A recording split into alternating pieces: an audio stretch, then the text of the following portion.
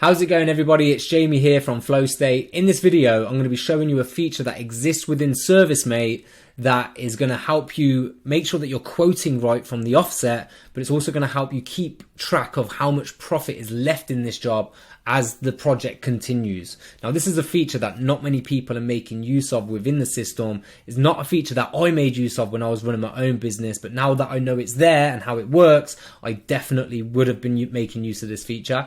There's a particular project that stands out for me. It was the biggest one we ever did. It was coming in at over 30 odd grand.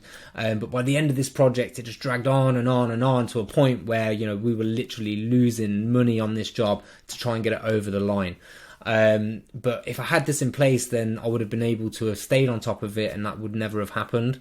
So let me show you what this looks like. So in this example, we've got it's a combi boiler installation. We're going to go in, we're going to take the tanks out, you know, the hot water tank, all that, fit a combi boiler in here. And what we've told ServiceM8 is that some of these line items have a labor only cost to it, and some of these line items have just materials, and some of these line items actually have a materials and a labor cost as like a supply and fit basis.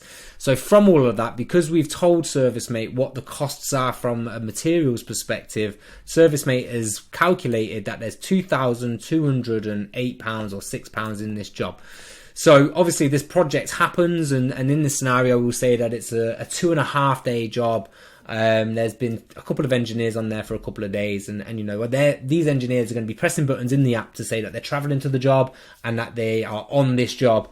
So from that, ServiceM8 can actually make some calculations. So let me show you what happens there.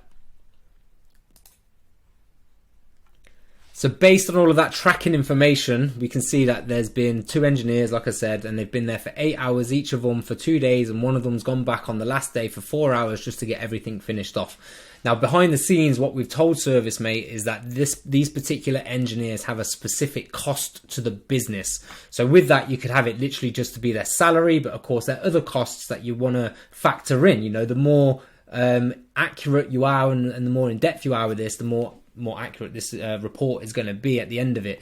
So, you know, you've got holiday pay to consider, you've got all of your tax liabilities and fuel costs and all that kind of stuff that you might want to try and include in this.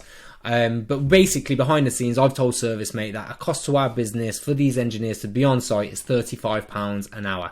So if I just press this save button, you can see now that ServiceM8 has said, right, by the end of this job, there's been £946 gross profit within this project. So we know that this was a win, but of course, you know, the more this dragged on, the smaller this number would get, and you'd be like, hang on a minute, something's going on here, we need to have a look at this.